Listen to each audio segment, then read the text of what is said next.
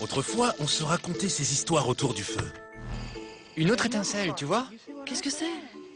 Mais maintenant, les histoires de fantômes ont envahi le net. Quoi? Tu vois la lumière? Oh la vache! Depuis l'avènement du numérique, tout le monde diffuse des vidéos paranormales. Peu importe ce que les gens disent, la nuit, cet endroit me fait flipper. Oh non! C'était quoi ça? Vous avez vu? Vous avez vu ça? La vache! Vous avez vu? Dites-moi que vous avez vu ça! Vous avez vu? Il y a des gens qui aiment avoir peur. Ils adorent les films d'horreur, les cimetières, regarder l'exorciste à minuit le soir d'Halloween. Moi, c'est pas mon truc. Regarde, il y a quelqu'un à la fenêtre? Bon sang, qu'est-ce que c'est? Et si j'entends parler de fantômes, je veux absolument connaître le fin mot de l'histoire. Les histoires de fantômes existent depuis la nuit des temps.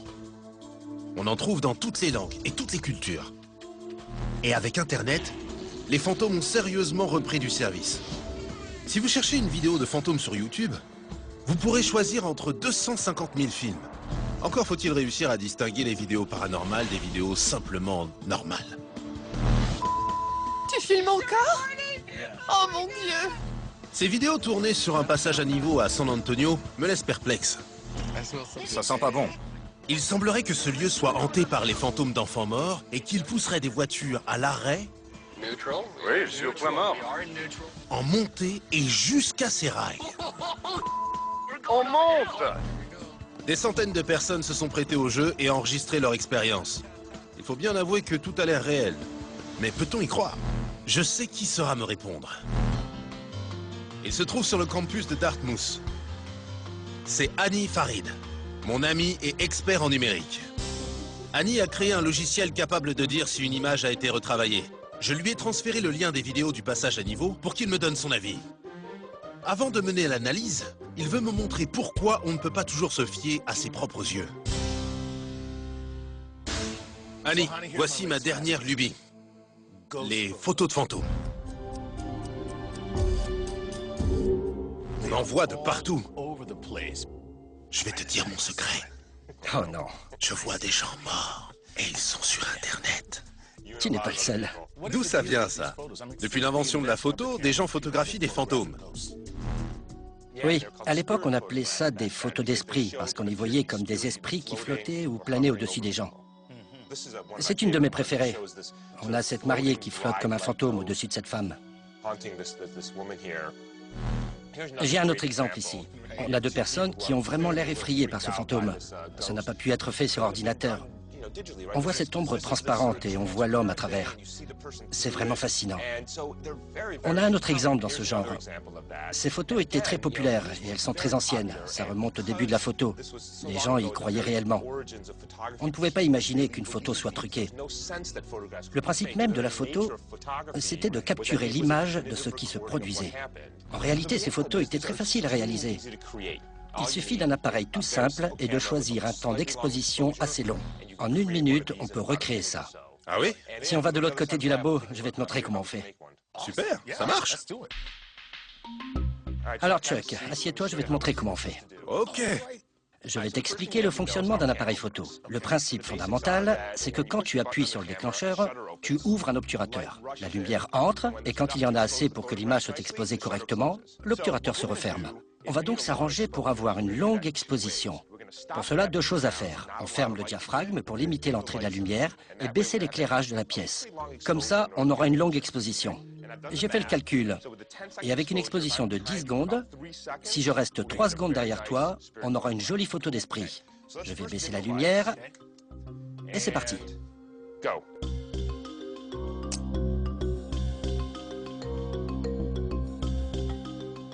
Ne bouge pas. Ne bouge pas. Reste bien droit. C'est bon. Génial. Qu'est-ce que ça donne? C'est parfait. Mais donne-moi 1 seconde. Je veux la rendre un peu plus angoissante avant de te la montrer. Ok. Je fais les dernières retouches. Je n'ai rien fait de compliqué. J'ai pris la photo d'origine, je l'ai passée en noir et blanc, j'ai ajouté un peu de bruit et accentué le contraste pour créer cette atmosphère étrange. Et on a quelque chose qui ressemble beaucoup aux photos que je t'ai montrées. Tu es assis, je suis derrière, un peu transparent. On voit la craie sur le tableau derrière moi. Ce qui est important, c'est qu'on a utilisé exactement la même technique qu'il y a 100 ans. Il n'y a rien de compliqué.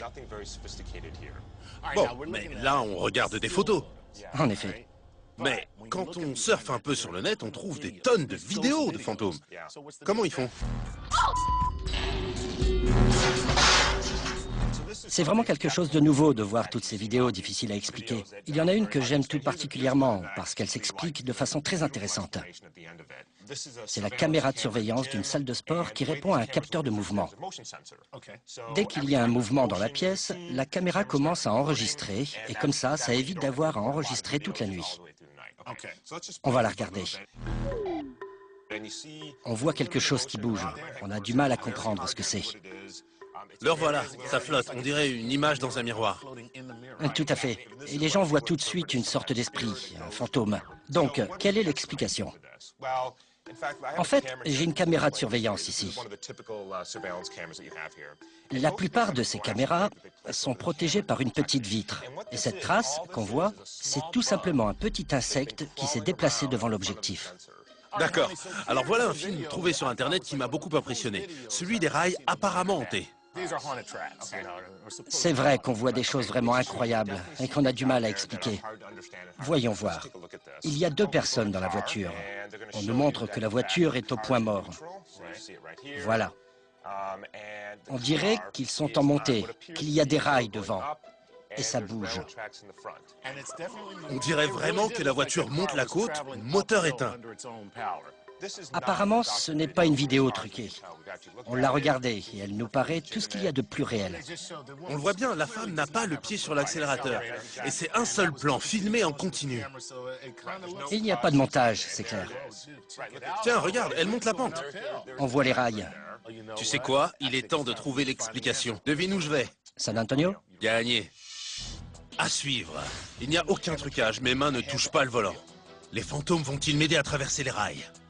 Je comprends pas ce qui se passe. Et ensuite, aide-moi! Qu'est-ce qu'une légende de la NBA, des skateurs, le beer pong et Internet ont-ils en commun? Vous le saurez si vous n'avez pas trop peur de découvrir la vérité.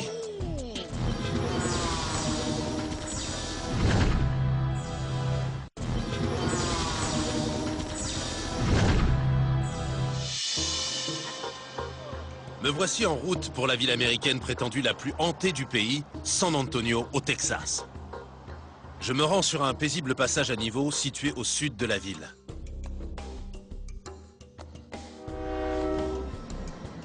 Un lieu hanté? Je ne sais pas. Mais je dois bien avouer que cet endroit est tout aussi effrayant en réalité que sur le net. Oui, je suis au point mort. Oh mon Dieu!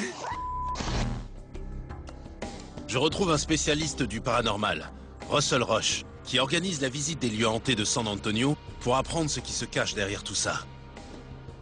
Russell, qu'est-ce qui s'est passé ici? C'était une rude journée d'hiver, en 1938. Un car scolaire roulait sur cette route. Et le car a eu un problème. Il s'est retrouvé coincé sur les rails et il s'est arrêté. Il a essayé de se dégager. Pendant ce temps, un train de marchandises approchait. Le train a percuté le bus. Et tous les enfants sont morts. En effet, les journaux de San Antonio datés de 1938 racontent la même histoire terrifiante, dans ses moindres détails. Le car, le train, les enfants. Les corps ont été retrouvés sur plusieurs kilomètres, le long de la voie. Un des témoins explique qu'aucun des enfants ne semblait être mort sur le coup. Leurs cris se sont arrêtés les uns après les autres. Certains disent qu'on peut encore entendre ces cris sur les lieux de l'accident. En hommage aux victimes, de nombreuses rues ont été renommées d'après le nom des enfants décédés. Cindy Sue, Bobby Allen, Laura Lee. C'était un terrible accident. Et cette histoire aurait pu s'arrêter là. Mais en 1950, certaines personnes ont commencé à raconter des faits étranges comme celui-ci. Si vous approchez des rails en voiture et que vous êtes au point mort, ta voiture se met à monter la côte et traverse les rails. La légende dit que les esprits des enfants tués lors de ce terrible accident vous aident à traverser les rails. Et apparemment, ce coup de main laisse des traces très étranges. Les gens disent avoir vu des empreintes de doigts, de mains, et ils utilisent même du talc pour les faire apparaître, pour montrer la présence d'empreintes sur la voiture après cet événement. Leur voiture a avancé comme par magie dans la côte et traversé les rails. C'est ça. Il y a parfois 5 ou 6 voitures qui font la queue ici le soir pour mettre leurs films sur Internet. Tout le monde veut comprendre comment c'est possible. Moi aussi, j'aimerais bien comprendre. Et je reviendrai ici ce soir pour voir ça par moi-même.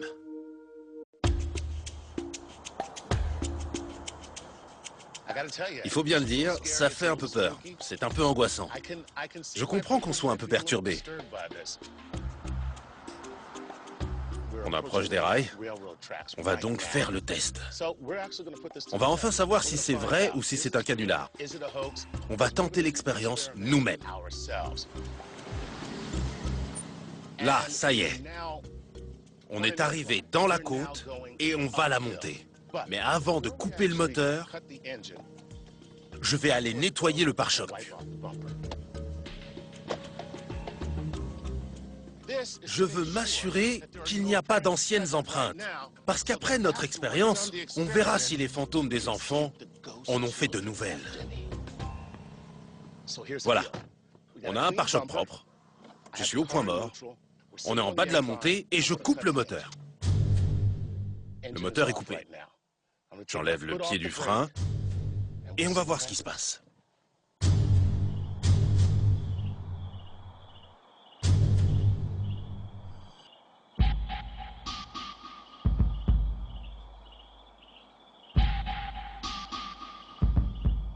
Oh la vache! Bon sang! Ça marche pour de vrai. Regardez-moi ça. Il n'y a aucun trucage. Je n'ai pas les mains sur le volant. Le moteur est coupé, le levier est au point mort et on roule dans la montée vers les rails. On monte la côte. Je sais pas comment c'est possible. C'est flippant, mais c'est génial. Je suis super excité et un peu flippé. J'en reviens pas. On approche des rails. On prend de la vitesse en haut de la montée. On dirait qu'on nous pousse. On passe les rails. Oh mon Dieu! Oh la vache! Oh le truc! Oh, j'arrive pas à y croire. Waouh! Ok, ça, c'était dément. À vrai dire, en général, je fais pas ce genre de choses. Mais quand on vit ce truc par soi-même, c'est le gros flip. Le bon gros flip. Et maintenant, je vais voir si je trouve des empreintes. J'ai pris du talc. Et je vais chercher les empreintes en le versant sur la voiture. Je vais souffler et on verra si les enfants ont laissé des traces.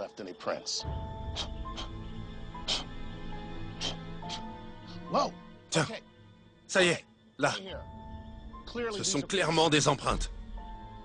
Ici et ici. Il y a 2 empreintes différentes. Voyons le pare-choc. La vache. Juste là. Regardez. Vous voyez? Juste là. C'est une empreinte. C'est très étrange. J'ai des empreintes sur le pare-choc, sur les phares, et j'avais pourtant bien nettoyé moi-même. J'ai pas d'explication à tout ça. Mais d'après moi, des enfants m'ont poussé pour traverser les rails. Je voudrais les remercier. Les fantômes ont-ils réellement poussé ma voiture? Ou y a-t-il une explication rationnelle à tout ça?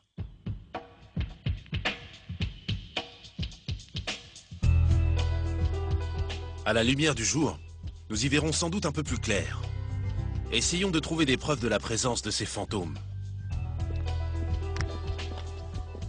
Afin d'obtenir la topographie du site, une équipe de géomètres se met en place. On va commencer ici et avancer par section de 15 mètres. Ils vont prendre des mesures sur le site pour voir s'il y a une raison scientifique qui explique que la voiture avance toute seule vers les rails. Nous avons également demandé à un détective qui s'y connaît en empreintes de vérifier les traces retrouvées sur le pare-choc de la voiture et de nous dire à qui elles peuvent bien appartenir. Pendant ce temps, je vais refaire l'expérience réalisée la nuit dernière pour voir s'il se passe la même chose. Je nettoie tout d'abord l'arrière de la voiture pour voir si l'on trouve de nouvelles empreintes. Voyons si ça recommence. Je mets la voiture au point mort, je coupe le moteur, j'enlève le pied du frein.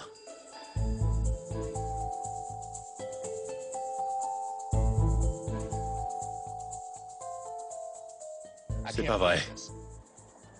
Ça recommence. Et même en plein jour, je dois bien dire que ça fait un drôle d'effet de sentir la voiture monter une côte. Ça ne fait pas aussi peur parce qu'il fait jour et que je vois autour de moi, mais franchement, c'est incroyable. La voiture roule toute seule, on arrive sur les rails. Le moteur est éteint, je ne touche à rien et la voiture franchit les rails.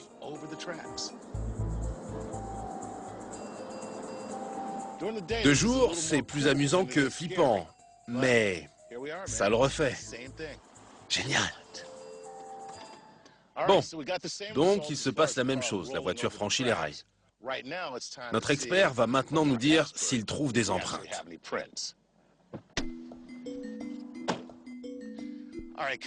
Avant de commencer l'expérience, j'ai tout nettoyé. D'accord?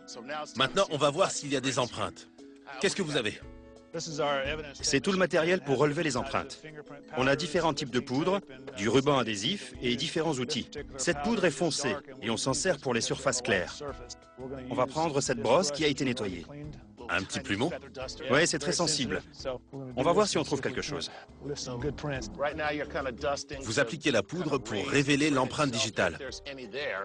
Je vois quelque chose. Oui, on a de belles empreintes digitales latentes. On va les relever pour en savoir un peu plus. À première vue, on dirait l'empreinte d'un adulte. Peut-être un adolescent.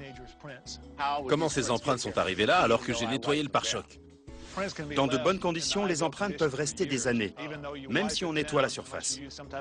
À moins d'utiliser un détergent, il est fort possible que de vieilles empreintes ne partent pas. J'ai une intuition. D'où vient cette voiture? Je l'ai louée. Elle vient sans doute de l'aéroport où vous avez dû ouvrir le coffre plusieurs fois. On va faire un petit test. Enlevez vos gants et posez vos doigts par ici. Comme ça? Parfait. Vous avez les empreintes du phare et les miennes. Et elles se ressemblent. Donc ce sont mes empreintes. Sans passer par le labo, je dirais que ces empreintes sont les vôtres. Ok, en tout cas ce ne sont pas des empreintes de fantômes d'enfants. Non.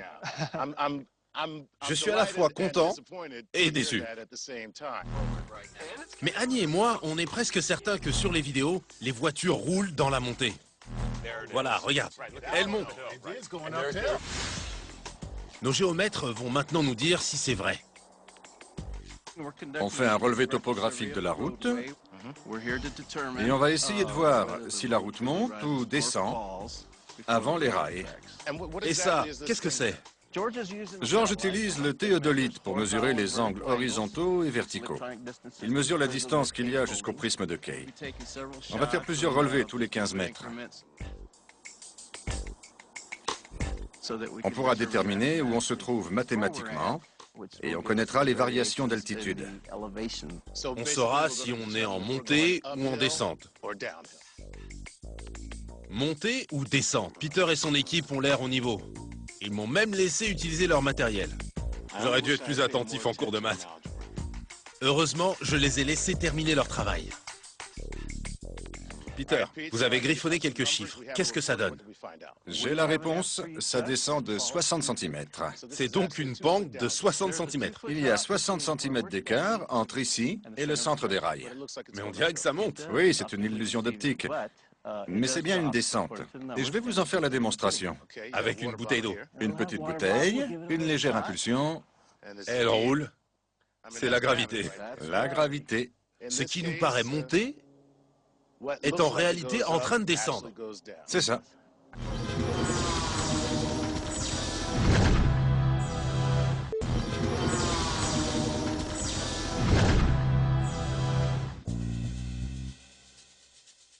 Les phénomènes étranges ont des explications rationnelles.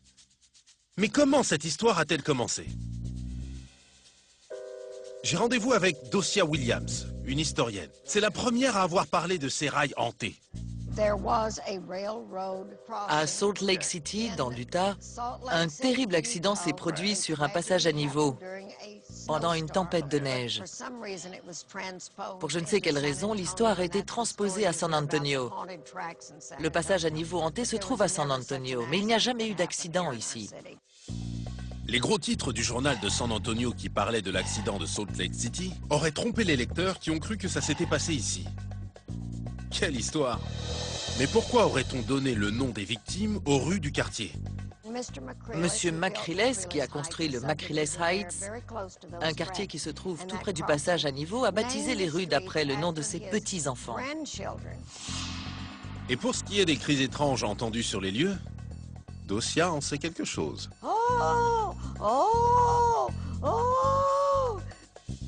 Je parie qu'elle a aussi une explication à ça. Un homme a un élevage de paons tout près de ce passage à niveau. Et les paons sortent tous les après-midi pour recevoir leur ration de graines.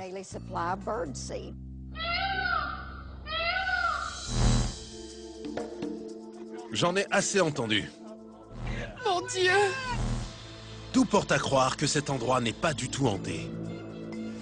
D'après Annie, ces vidéos ne sont pas truquées. Ce n'est pas une vidéo truquée. J'en ai fait l'expérience par moi-même. Un expert a révélé l'absence d'empreintes suspectes. En tout cas, ce ne sont pas des empreintes de fantômes d'enfants. Non. Et une équipe de géomètres a démontré que la route descendait. Il y a 60 cm d'écart entre ici et le centre des rails.